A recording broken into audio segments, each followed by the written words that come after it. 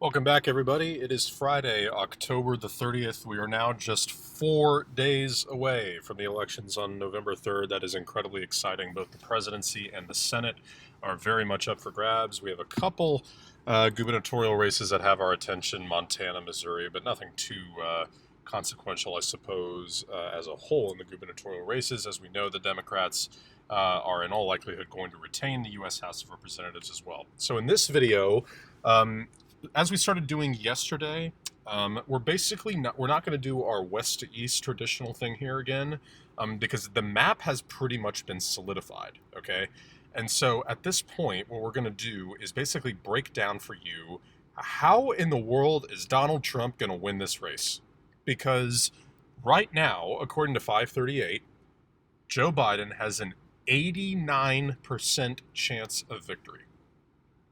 89%. Okay, so let's break that down.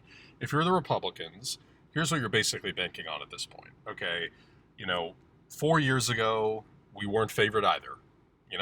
And some of the polling was incorrect, and we won, right? Well, here's what's happened since then. One chamber in Congress has flipped, 7 governorships have flipped. The Republicans have gained 2 Senate seats, but by and large, the Democrats have been the ones with some of the electoral momentum. We've seen that definitely in some of the state legislative races. But if you're the Democrats, here's why you're also a little worried.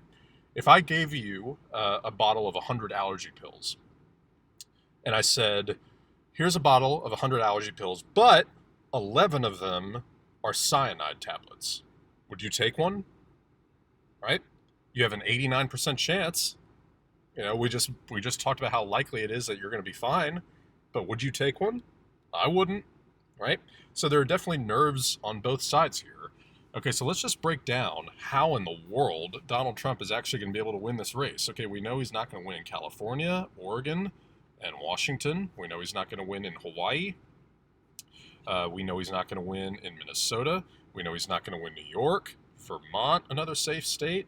All these here on the East Coast, D.C., Maryland, Delaware, New Jersey, Connecticut, Rhode Island, and Massachusetts. The only reason I'm filling in these now instead of before I actually hit play was because I want you to see just how this map unfolds. Oftentimes in a lot of these projections, you just kind of get what the map looks like right out of the gate, and you sort of fail to begin to actually appreciate where some of these states lie. Virginia is also going to be safe for the Democratic Party, as will 3 votes in the state of Maine.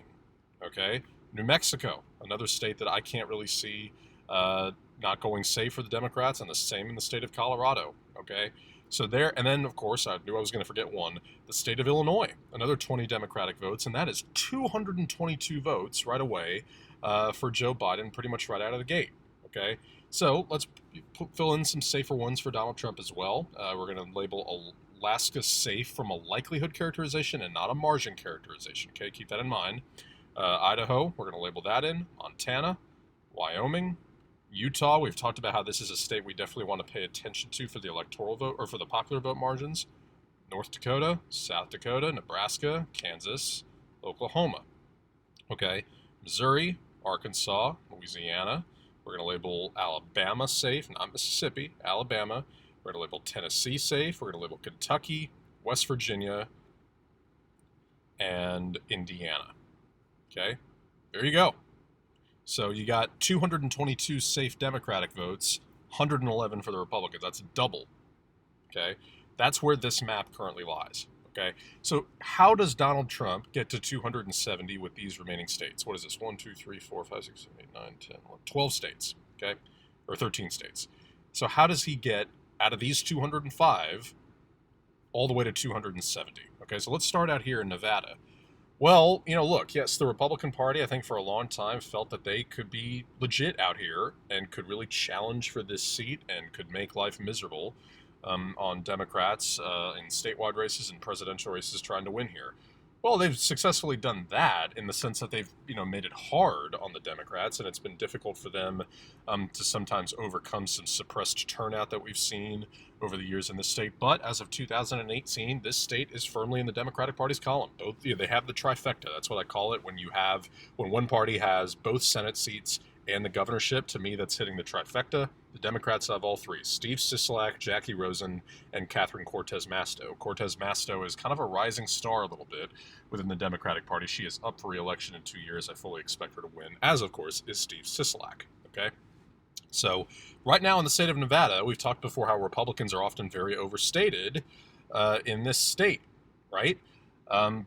In polling. And so sometimes we even see Republicans leading by 3%, 4% here, and we just kind of know to kind of roll our eyes a little bit at that and understand, yeah, that the Democrats will eventually pull away. Well, now they're not even ahead here, okay? The Democrat, Joe Biden's running away with this. Oh, not running away with it, but he's up ahead 5, 6%, okay? So that's a likely state. So 6 votes isn't coming from the state of Nevada here for Donald Trump. Okay, there's another 6 for Biden at 228.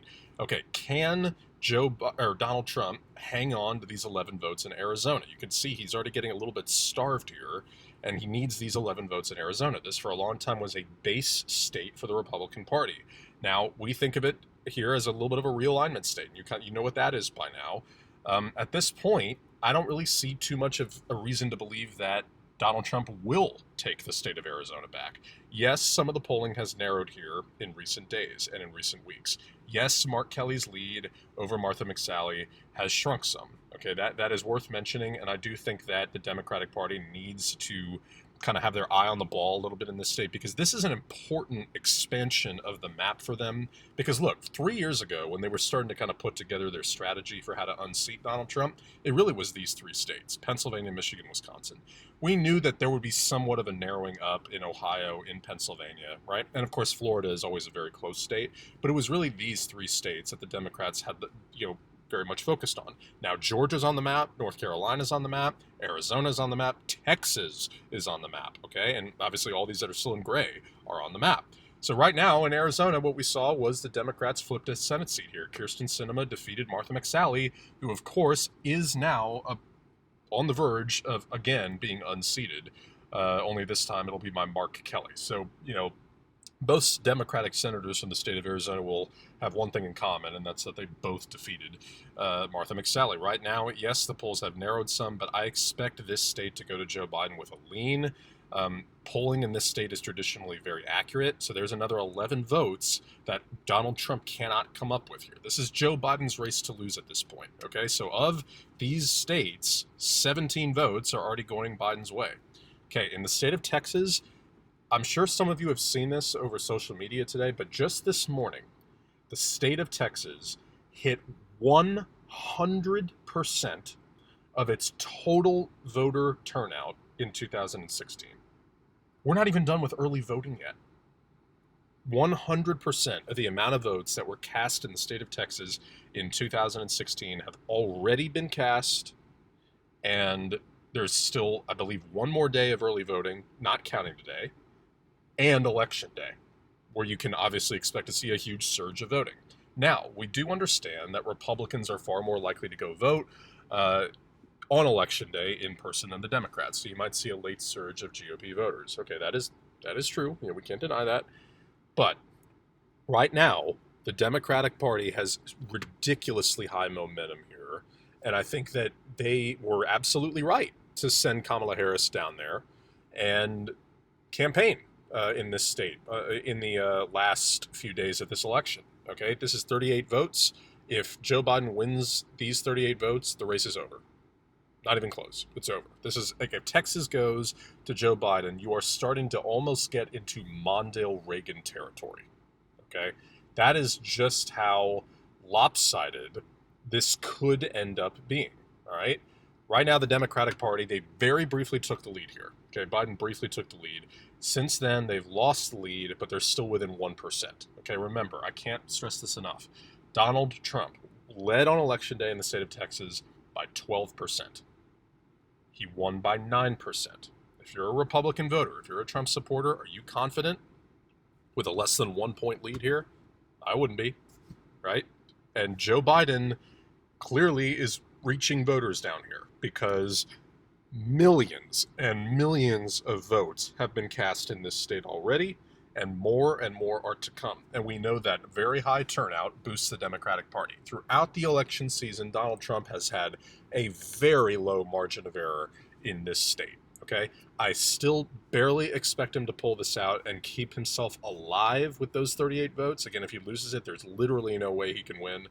If I expect him to just barely eke this out, I'm going to make a projection here on the actual percentages here. Okay, I'm going to say Donald Trump 51.4 to Joe Biden's 48.6. That's about a 3% uptick for the Democrats from the 2018 Senate race involving Beto O'Rourke. Now, that would be a little disappointing for the Democrats, and A, they don't win it, but also because they have outperformed Beto O'Rourke by a considerable margin in the polls. Now, people lose sight of the fact that, yeah, Beto O'Rourke was a pretty, hotshot young candidate, but he did, never actually lead Ted Cruz throughout the entire election season. And still, that race was actually, as, high profile as it was, it actually was a little closer than expected. Okay, so Donald Trump keeps himself alive with these 38 votes. Now, the reason I have Mississippi on the map here is because recent polling has shown Joe Biden within 6 to 7%. So I have to put it on the map. Also because Mike Espy is within about the same range as Cindy Hyde-Smith. Do I expect either Democrat to win that race? No. Okay, but again, I have to put it on here because we've mentioned over the course of this election season that this state is one that you can expect to see very high African-American turnout, boosting the final popular vote totals for Joe Biden. He will get well over 40% here. I expect him to get over 45% here. We will not call the state of Mississippi for a few hours, I can imagine, as well. Okay, so I have this as a likely, more as a likelihood characterization. Okay, so Trump keeps these 6 votes to get him up to 155, but obviously you can tell based on the way this map looks, having already lost 11 votes in Arizona, that these are the states, Mississippi is not really a state that he can afford to be too worried about, like he has failed to extend his base. He has failed to expand his base, right? So if you do that, you better retain them. Okay, well, he's lost 11 in Arizona, hung on for dear life in the state of Texas, and we still have a long way to go. Every single state on this map except New Hampshire was won by Donald Trump in 2016. Okay, let's talk about Iowa. Interesting state here because it's a little more progressive than people think. There is a possibility that 4 Democratic women could be elected to Congress in the state of Iowa in this election season. I think that's notable. I think that's interesting. I think that, a state that a lot of people, look at, it's a very white state, okay? It's, kind of middle of the country. People think of it as flyover country, a lot of farming land, the whole thing. Joni Ernst and Teresa Greenfield come from those kinds of backgrounds, the 2 Senate candidates for this seat. And so, look, Donald Trump, this was kind of a similar state to Ohio. He won this state with a big margin in 2016. And I think that is going to carry over into 2020. We saw a narrowing up in 2018. There was a governor's race here. The Democrat, Fred Hubbell, got over 47% of the vote here. Okay, so that's obviously, a little bit of a narrowing, and just enough of a narrowing, I think, to make it interesting enough to push the Democrats into a position where they could potentially really, really compete here in this state on the presidential level. And we've seen polling in the last couple weeks and days showing a very close race with Donald Trump only with a slight lead. Again, though, this is another state he just can't really afford to be thinking about right now because he's underwater in Florida. He's underwater in Georgia, if you can believe it, underwater in North Carolina, and he's underwater in all 3 of these traditional Rust Belt states. He's barely ahead in Iowa. He's barely ahead in Texas. As the math goes right now, he cannot reach another 109 votes, while Joe Biden certainly can reach 31, okay? 239 is already 7 votes closer than Hillary Clinton got, and we still have, 9 states left to characterize and 1 vote up here in Maine. So I'm going to give this one to Donald Trump right now by a tilt margin, only because right now Jared Golden, a Democratic congressman from that district up in Maine, is flying away with his reelection, potentially threatening that lone vote going to Donald Trump. Now, this district over here in the Lincoln and Omaha area in Nebraska, I still expect to go to Donald Trump. We have seen some polling there that has shown a tight race in that lone district, but Joe Biden's campaign, they haven't really spent a whole lot of time there. If you ask me, I think that's a little bit of a mistake because there is one interesting scenario in which both candidates reach 269 electoral votes. And Now, that's a little unlikely, but here's what would have to happen. Donald Trump would have to win of these remaining states: Florida, Georgia, South Carolina, North Carolina, Ohio, Pennsylvania, New Hampshire. Or not New Hampshire, I'm sorry. Just, you know what, let's fill it in, okay? Let's just fill all these in red, and we'll show you this. And there's 269. Biden takes New Hampshire, Michigan, Wisconsin, and look at that. Wait, where are these 10 votes coming from? Oh, yeah, there. Okay. 269 to 269, right? So in that case, if we have a tie, this could decide it, right? But obviously, I don't totally expect it to unfold this way, and we haven't yet actually characterized these states. So that's why I just wanted to demonstrate that, because I think it's a little bit of a mistake for the Biden campaign to not be spending a little bit more time in that district, and as a result, I'm just not sure why they think it's too unimportant, but whatever. We've already, as happenstance here, we've characterized Ohio, I think, properly with a tilt margin. It's very similar, as I said, to Iowa. First of all, it's always been a tough state for the Democrats. It's largely pro-life in Ohio.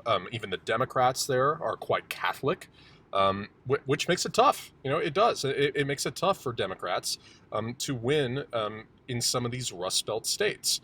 And so in Ohio, again, as I said, like with Iowa, it's just too big a margin, I fear, for the Democrats to make this up. And, you know, Donald Trump won this by double digits. Now, they had a better showing in the midterms. I mean, the Democrats had a better showing in the midterms almost everywhere except Florida, where they narrowed it up on the gubernatorial level, but still lost. Sherrod Brown, the incumbent Democratic senator, he was able to win re-election. But that's kind of the state of things right there. I still have those 18 votes going to Donald Trump. So he's kind of just barely surviving right now. Okay, 243 to 180. He's doing barely what he needs to do in Ohio, Iowa, and Texas. And let me stop right here for a second. These states that I think he has narrowly in his column, I mean, they're going to be tight, and I'm not sure he's going to win all three of these. Now, the Democrats are not going to win all three of these, and I fully expect John Cornyn to win his Senate race against MJ Hager. But, I mean, these are tight, okay? I mean, this is just what this looks like. And, Donald Trump really, as I kept saying here, he just can't afford to worry about any of these with Joe Biden 27 votes away. Here's 29 of them in Florida, okay? Now, look, again, the Republicans did some good things here in the midterms in 2018. This is always a very close state, okay? The polls were not really wrong here because Andrew Gillum and Bill Nelson both lost, even though they both led on election day. They led within the margin of error, okay? That's there for a reason, okay? And evidently that missed. Now, pollsters, as we know, they rework their methodology every 2 years. So theoretically, this year would be a little bit more accurate. Not all was lost for the Democrats. They had the passage of Amendment 4, which guaranteed the rights to 1.4 million felons, the right to vote. Of course, we've mentioned before on this channel that we expect only 8% of those voters to actually be casting a ballot this time around. And we made some conservative estimates showing 42,000 of them voting for Joe Biden. 40,000 votes, 40 plus thousand votes, is significant in a state like Florida where the margins are this close. Remember, this is also a state that Joe Biden and Barack Obama won both times in 2008 and 2012. So there's clearly a bit of a track record here. Okay, so look, I mean, if you're Donald Trump, given the state of this map, you cannot lose Florida. You cannot lose Florida because you're hanging on for dear life elsewhere. And you've already lost Arizona with its 11 votes, failed to expand your reach into Nevada, Colorado, New Mexico, Minnesota, New Hampshire, right? And so if the Democrats and Joe Biden are able to combine Florida and its 29 electoral votes with any other swing state except Iowa, that gets them enough votes because they were 38 votes short in 2016. 29 plus 11 is 40. And I think Joe Biden has enough just enough outreach at this point and just enough of a connection with the Florida voters. Again, Barack Obama was down here in Miami not that long ago campaigning for Joe Biden. I expect it to go that way. So this is kind of the state of this race right now where I just can't really see Donald Trump with too big a path to victory here, okay? In the state of Georgia, suddenly Donald Trump is behind in the state of Georgia. There are two Senate races here going on at the same time. Now, one of them won't be decided next Tuesday, as it's a jungle system and so it'll go on for a while. But one of them will, and right now, Jon Ossoff, the Democrat, is in a dead heat with David Perdue. And this is a race that the Democrats have a real shot of flipping. Just as we know, They have a real shot at flipping Arizona, Colorado, Montana, Iowa, North Carolina, Maine, South Carolina as well, and then, of course, the two in Georgia. And I haven't even really mentioned the race in Texas too heavily either, okay, or Alaska. So right now, this is a 16 vote state that's basically identical to Michigan, and there's basically, again, just no real coherent path that I can forge for Donald Trump if he loses these two states. Okay, so there's Georgia, I think, also as a tilt for the Democrats. Now, I think in South Carolina, again, margins are interesting here. The margins have thinned from 4 years ago in this state. Lindsey Graham could lose to Jamie Harrison. I don't fully expect him to, but he could lose. Jamie Harrison does have a chance. And that sentence alone, I think, should spell enough trouble for Republican voters here. Turnout is high in the Old South, where there's a big African-American population. Turnout is going to be high this time around. Those voters are not happy with Donald Trump. His numbers are terrible with that community. They're not that good anywhere, folks. Let's be honest, okay? And in South Carolina, I expect him to win. This is a likelihood characterization, but I can only put it that way because I think the Jamie Harrison candidacy is boosting Donald Trump, or boosting Joe Biden, I should say, just a little bit.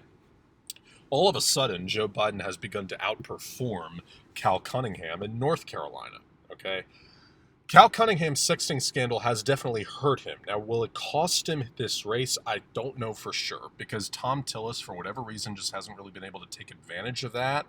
It obviously has appeared in campaign ads, as you would expect, but that just hasn't really ended up going their way for the most part. Of course, Tom Tillis' positive COVID-19 test didn't help matters either. Again, I keep kind of banging this over the head, but what is Donald Trump going to do if he loses the state of North Carolina, right, and these 15 electoral votes? Because we know he's likely to lose in Arizona, okay? So if you lose North Carolina and Arizona, that means that the Republicans have already lost 2 Senate seats here in all likelihood, with Cunningham and Mark Kelly winning, right? But that's 26 votes down the drain, pushing him all the way down to 280 from last time, meaning he has to then win Florida, Pennsylvania, Michigan to hang on and win this thing, as well as survive in Iowa, Ohio, and Texas, right? And Georgia, which we already have cast as a tilt Democrat. So the reason I keep painting it this way for you is Donald Trump is the one who has to basically run a perfect race at this point. He has to have an exceptionally good night in order to pull this out. And right now, the way this is, in fact, the way this has unfolded, Joe Biden's already over the edge with 280, and I'm giving him 15 more here in North Carolina. Pennsylvania, another state that I think Joe Biden is in the driver's seat. And now the polls here have been tight.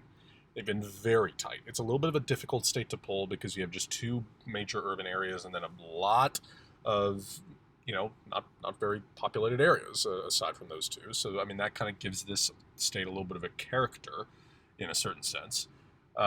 As of now, Joe Biden, I still think, has this narrowly in his column. He's Scrappy Scranton Joe. We know that. The Rust Belt region, Donald Trump's popularity is very poor here. Okay? Very, very poor. Bob Casey and Tom Wolf, both Democrats, were able to easily win re-elections in 2018. Tom Wolf's, in particular, was called right at closing hour. Okay? And polling has been consistent throughout the election season. I still have this as a tilt for the Democrats, and you can see this number just continuing to go up while Donald Trump is stuck at 189. And here we are in Michigan, and they've basically waved the white flag here. We've talked about this before. They haven't been airing ads here. The campaign is basically out of money entirely. There's a Senate race here that I think the Democrats at this point have in the bag between Gary Peters and John James. Another state that was friendly to the Democrats in the 2018 midterms, Gretchen Whitmer won, flipping that governorship from red to blue. Debbie Stabenow won, defeating also John James. And Joe Biden's been in an outstanding polling position in this state throughout the election season. There's 16 more. And then we're coming off the heels of that post-ABC News poll that had Joe Biden leading by 17 points here. Now, is that quote-unquote a one-off? Maybe. But it's also an A-plus rated pollster, so it can't be that inaccurate, right? And again, we've talked about those 4 races that have happened in this state that have gone the Democrats' way since 2016. A state Senate special election in the first year of Trump's term flipped from red to blue in a district that hadn't gone to a Democrat in decades. That's number 1. Number 2, another flip in the gubernatorial race from red to blue. Scott Walker defeated by Tony Evers. Number 3, a Senate seat was held onto by the Democrats, Tammy Baldwin, easily winning by 11%. And then earlier this year, I believe in May or June, in the middle of the pandemic already, despite 180 polling sites in the city of Milwaukee being reduced only to 5, the Democrats won the Supreme Court race. That's why I also have this as a likely. So right now, I mean, this is what the data shows: 349 to 189. That's not that close an election, honestly. Okay, that is 1, 2, 3, 4, 5, 6, 7 flips from last time. No flips for Donald Trump. And again, this is only if he is able to hang on in Texas, Iowa, and Ohio, also avoiding a potential disaster in maybe Alaska, even though I have it safe. I just can't really bring myself to believe that. And Mississippi and South Carolina. Okay? It's also no guarantee he picks up this extra district here. That was also a little generous. Or this one in Nebraska. Okay, so this number could go even higher for Joe Biden. All right? So let's also kind of reformulate this a little bit. Let's say Donald Trump is even able to survive in Florida with its 29 electoral votes. He's still not even close. Okay, he still needs 52 more votes across this map. Okay, there's basically no way that I can really characterize the state of Arizona right now for him. Michigan is all but wrapped up, I have to say. Now let's give him back Georgia, because that's very close and it has a little bit of a Republican identity. He's still 36 votes short because he's way behind in the Rust Belt states. North Carolina, he's behind there. And as we've established, he's behind in Arizona. He's also not picking up any votes elsewhere. Okay. What evidence do we have to support the idea that he's going to win Pennsylvania? Well, let's just say, for the hell of it, that he is able to just barely pull this out and that the polls are just dead wrong, okay? He still loses, okay? Even with Florida, Georgia, and Pennsylvania in his column. He still loses in this scenario because he loses North Carolina, Michigan, Wisconsin, Arizona. Now, at this point, I'm kind of doing things I just can't imagine would really happen. Let's say that Wisconsin, the polls are again just completely dead wrong because they were in 2016, even though if you apply the same shift in the data from 4 years ago to this year with Biden's lead, Biden still wins. So let's say it's an even more astronomical flip. He still loses 274 to 264. So I've just characterized 4 states that the evidence doesn't support him winning, right? With 3 others that barely support him winning, and he still loses the election. That is the state of affairs for the Donald Trump campaign with less than 5 days left. Right? I mean, what are we? I think there are less than 100 hours at this point until the election, right? And so, there's nothing more that can really be done, and they're also basically broke the whole campaign, whereas the Biden campaign has hundreds of millions of dollars left. They're not even going to be able to spend all of it. And the Democrats are on track to flip Senate seats in Arizona, in Colorado, in North Carolina, and Maine to get them to 50, while hanging on in Michigan and New Jersey, and New Hampshire and Minnesota, while also narrowly leading in Iowa, having 1 seat that they're way ahead in Georgia, just barely behind another one in Georgia, just barely behind in Montana, and then very competitive races in Kansas, South Carolina, and Texas. And also a mildly competitive one in Mississippi. That is the state of affairs right now for the GOP, okay? And, there's no reason at all to believe that Donald Trump can siphon off 6 votes in Nevada, 9 in Colorado, 5 in New Mexico, 10 in Minnesota, and 4 in New Hampshire, and we know he's not winning anywhere else, okay? The only way that Donald Trump wins this election is if I throw that in there, okay? So it's a very narrow win if a million different things break right for Donald Trump, okay? I have no evidence to support even barely giving this state to Donald Trump, Michigan. Just barely any evidence at all to support giving this hit to him as well.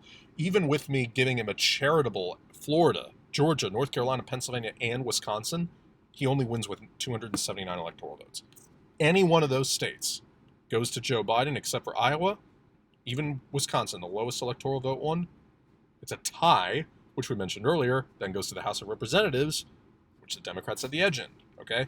And this is only if he retains those 2 votes, one in Nebraska and one in Maine, okay? If the data, though, is what it is, it looks like this.